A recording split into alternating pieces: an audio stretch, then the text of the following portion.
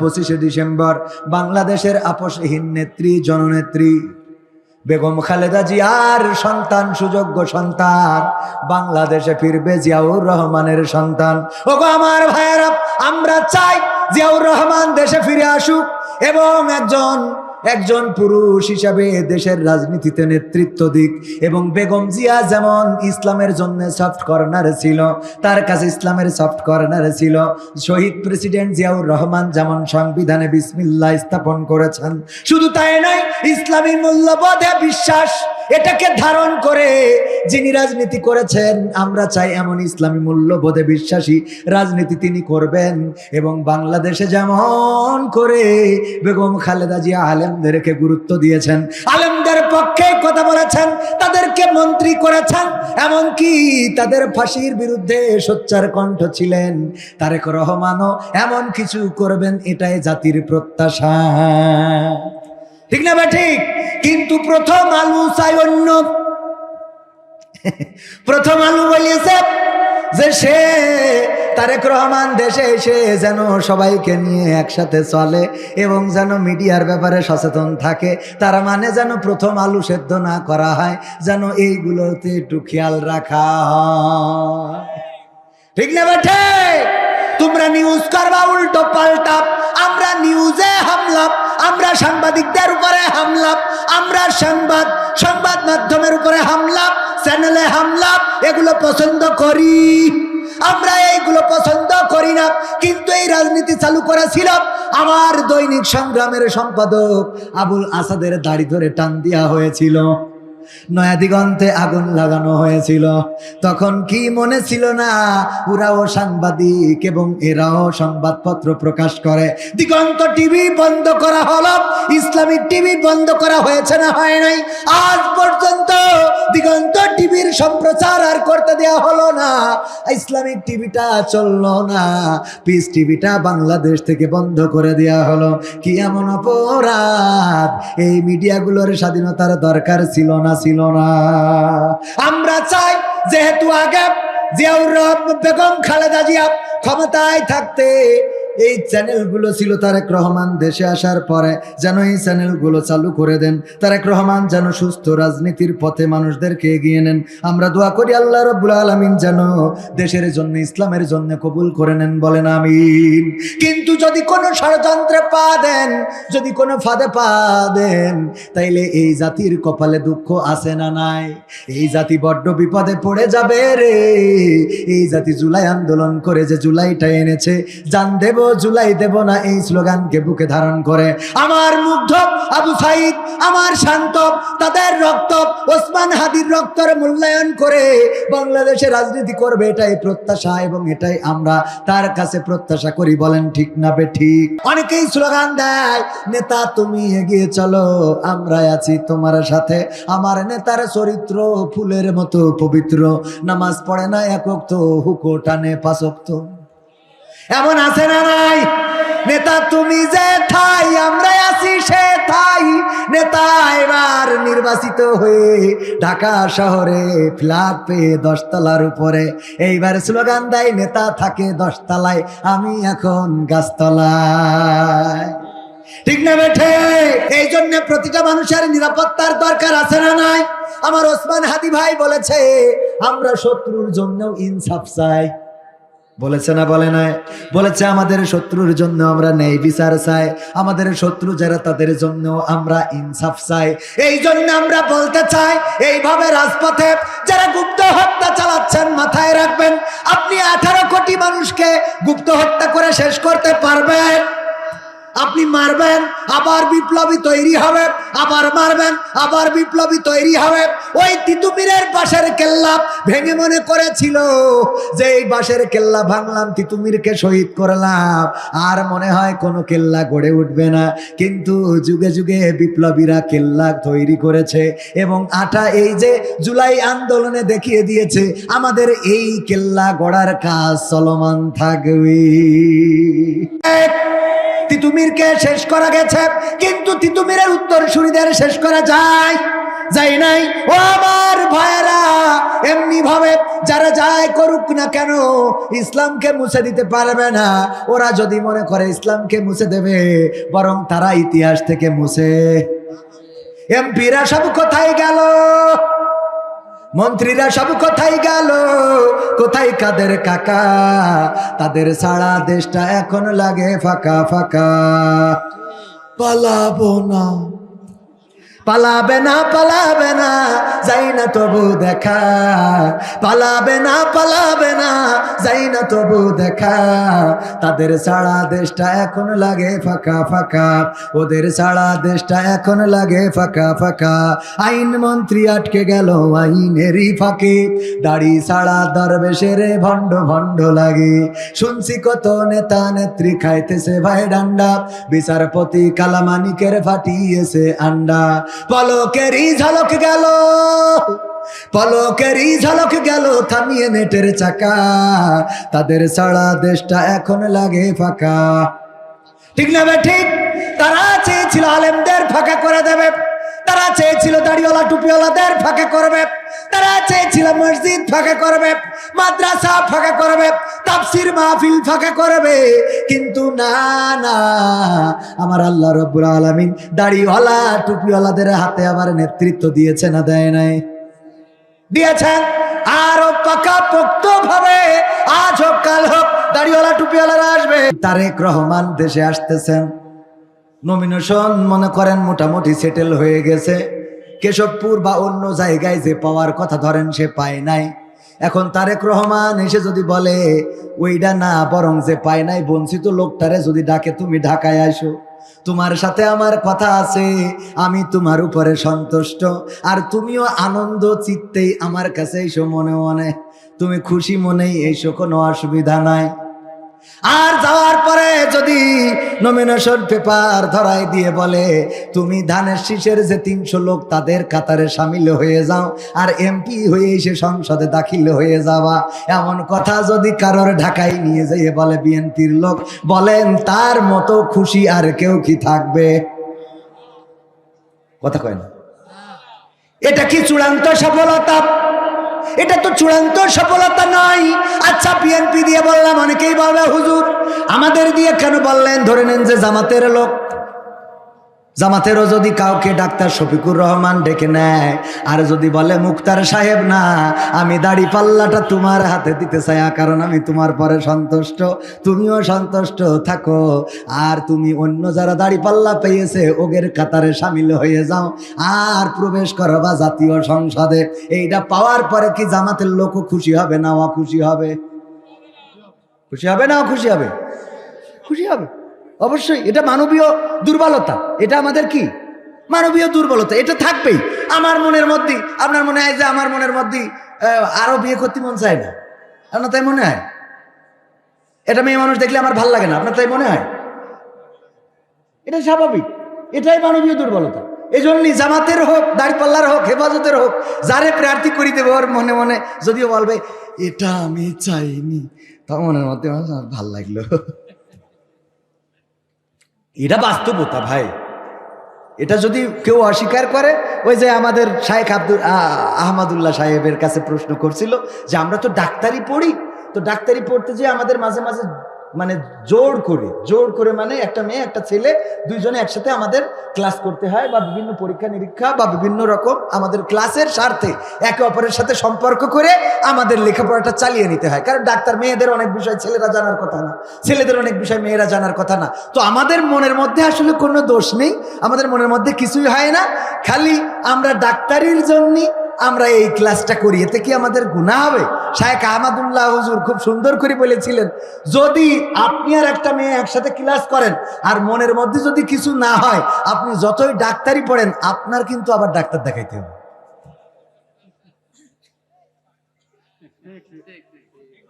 আপনারা তো ঠিক করলেন না, তো খালি হাসলেন, ঠিক না বে ঠিক?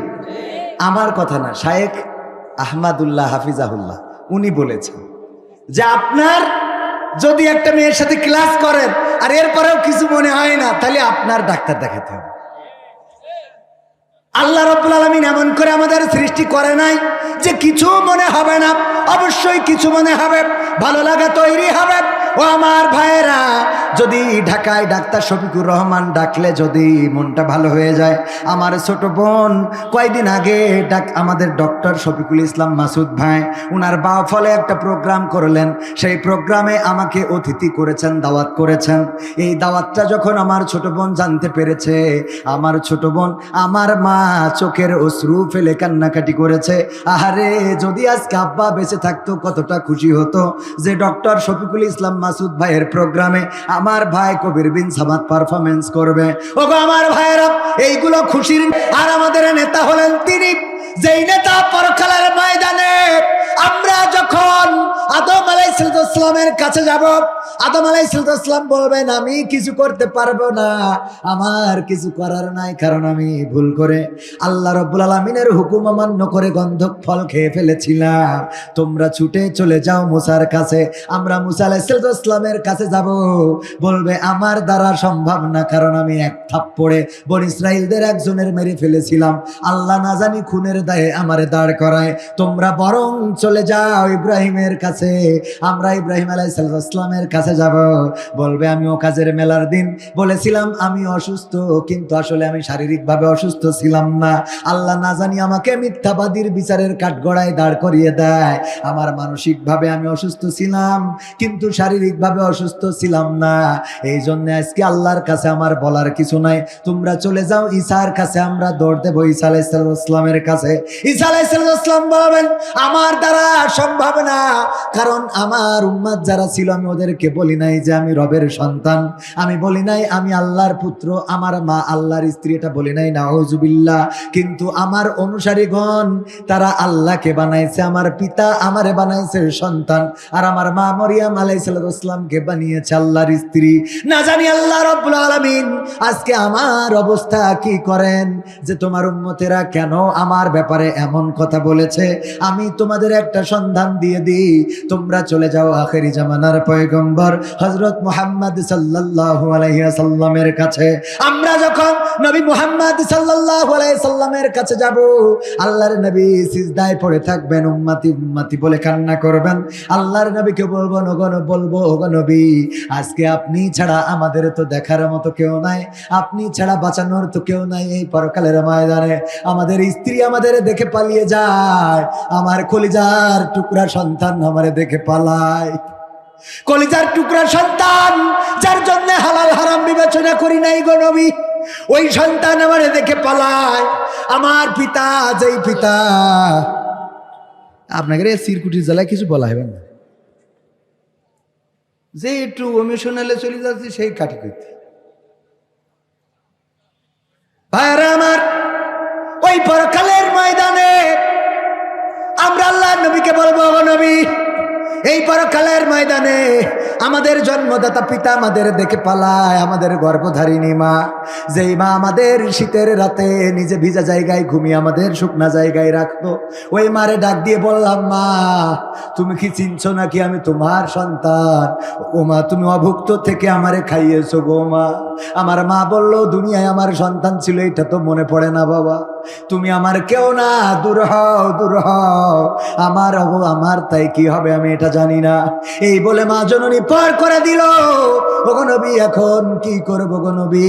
আমার নবী সাল্লাল্লাহু আলাইহি সাল্লাম এমন নেতা, তিনি সিজদা থেকে উঠে দাঁড়িয়ে বলবেন ওগো আমার উম্মতেরা, তোমাদের জন্য সুপারিশ করার দায়িত্ব আজকে আমার।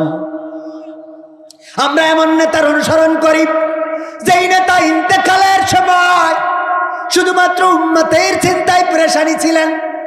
আমার উম্মতের উপায় কি হবে, আমার উম্মতের উপায় কি হবে। আল্লাহর নবীকে যখন আজরাইল আলাইহিস সালাম জান কবজ করছেন, বললেন ওগো আজরাইল এত কষ্ট দিয়ে জান কবজ করো তুমি মানুষের। আজরাইল আলাইহিস সালাম বললেন ওগো আল্লাহর নবী, মালাকুল মউত বললেন ওগো আল্লাহর নবী, পৃথিবীর সবচেয়ে অল্প কষ্ট দিয়ে আপনার জান কবজ করি। আল্লাহর নবী সাল্লাল্লাহু আলাইহি সাল্লাম বললেন এই যদি হয় অল্প কষ্ট, না জানি আমার উম্মতের কত কষ্ট হবে। সুতরাং আমার উম্মতের যত কষ্ট হবে আমি নবীর উপরে দিয়ে সেই কষ্টটা দিয়ে দাও। বলেন আল্লাহু আকবার। আল্লাহর নবী ইন্তেকালের সময় হুশ হারাচ্ছেন, আবার হুশ ফিরে পাচ্ছেন। আপনাদের জানা ঘটনা, যুবকদের জন্য বলি, আজকে মসজিদ আমাদের মন টানে না, মাদ্রাসার দিকে আমাদের মনটা টানে না, অথচ আল্লাহর নবী সাল্লাল্লাহু আলাইহি সাল্লাম নামাজের জন্য কত কষ্ট করেছেন। আল্লাহর নবী বলেছেন, আসসালাত আসসালাত, তোমরা নামাজ ছেড়ো না, নামাজ ছেড়ো না। ওগো আমার ভাইরা, নামাজের কথা বারবার করে বলেছেন, আর এখন আজান হলে মসজিদ থাকে ফাঁকা ফাঁকা। ঠিক না বেঠে? মুয়াজ্জিন যিনি আজান দেন, তার সন্তানও ঠিক মতো মসজিদে যায় না। ইমাম সাহেব ইমামতি করেন, কিন্তু তার সন্তান মসজিদে যায় না। মাওলানা সাহেব মাদ্রাসায় পড়তে উদ্বুদ্ধ করে, কিন্তু নিজের ছেলে হাই স্কুলে ভর্তি করিয়েছে। মসজিদের ইমাম সাহেব ইতিকাফের ব্যাপারে বয়ান করে, কিন্তু আমি 99% ইমামকে দেখেছি নিজে কোনোদিন ইতিকাফে বসে না। যদি ভুল বলি বলেন, ভুল বলছেন, ঠিক না বেঠে? মসজিদ গুলো খালি থাকে। ওগো আমার যুবকেরা, আল্লাহর নবী ইন্তেকালের সময় হুশ হারাচ্ছেন, আবার হুশ ফিরে পাচ্ছেন। হঠাৎ করে বিশ্ব নবী হুশ ফিরে পাওয়ার পরে দেখলেন মসজিদে নববীতে জামাত চলছে নামাজের। আল্লাহর নবী আম্মা আয়েশা রাদিয়াল্লাহু তাআলা আনহাকে বললেন, ওগো আমার স্ত্রী, মসজিদে কি জামাত শুরু হয়ে গেছে নাকি? বলল, হ্যাঁ। ওগো নবী, আপনি তো বড্ড অসুস্থ, মসজিদে যেতে পারবেন না। একবার হুশ হারান, আবার হুশ ফিরে পাচ্ছেন। এই অবস্থায় আমার পিতা আবু বকর তার ইমামতিতে নামাজে দাঁড়িয়েছে, আপনার সাহাবীরা। আল্লাহর নবী বললেন, আমার একটু সোজা করে বসাও। সোজা করে বসিয়ে মুখটা মসজিদে নববীর দিকে দিয়ে দাও। বসানো হলো, মসজিদে নববীর দিকে তাকিয়ে রইল বিশ্ব নবী। চোখ থেকে টপ টপ করে অশ্রু গড়িয়ে পড়ে, দাড়ি ভিজে টপ টপ করে ঝরে পড়ে। আল্লাহর নবীর স্ত্রী আম্মা আয়েশা রাদিয়াল্লাহু তাআলা আনহা বললেন, ওগো নবী, বড্ড কষ্ট দিয়ে ফেলেছে আমার পিতা এবং আপনার সাহাবীরা, আজকে আপনাকে ছাড়া মসজিদ নববীতে জামাতে দাঁড়িয়ে গিয়েছে। আল্লাহর নবী বললেন, না আয়েশা, আমার তারা কোনো কষ্ট দেয় নাই। বলল, তাইলে আপনার চোখের অশ্রু কেন ঝরে? আপনি কেন কান্না করেন? আল্লাহর নবী বললেন, ওগো আয়েশা, এই কান্না আমার কষ্টের অশ্রু নয়, এই কান্না আমার দুঃখের কোনো কান্না নয়, এই কান্না হলো আমার সান্ত্বনা, আমার বড় প্রাপ্তির কান্না, আনন্দের কান্না। ওগো আয়েশা, এই নামাজটা কায়েম দেখার জন্য আমি ওই মক্কায় নির্যাতনের শিকার হয়েছি। ওই মক্কায় কাফেরেরা আমার মেরে রক্তাক্ত করেছে, আমার দিকে পাথর ছুঁড়ে মেরেছে, তায়েফের রাস্তায় রক্তাক্ত করেছে। আমি নামাজে সিজদায় গেলে উটের মারা পচা নাড়ি ভুড়ি আমার মাথার উপরে দিয়ে দিত। আমারে মক্কা থেকে বিতাড়িত করে মদিনায় পাঠিয়েছে। বদর, ওহুদ, তাবুক, খন্দক, কত যুদ্ধ করলাম এই নামাজ কায়েমের জন্য। আজকে যখন ইন্তেকালের সময় আমি দেখলাম আমার অনুপস্থিতিতে, আমার আবু বকরের ইমামতিতে আমার সাহাবীরা নামাজে দাঁড়িয়েছে, তখন আমার অন্তরের চোখ দেখে নিল কিয়ামত পর্যন্ত আমার উম্মতের আজান হবে আর এইভাবে নামাজ কায়েম করবে। আমার অন্তরটা এটা ভাবতে আমার চোখ থেকে অশ্রু বিগলিত হলো।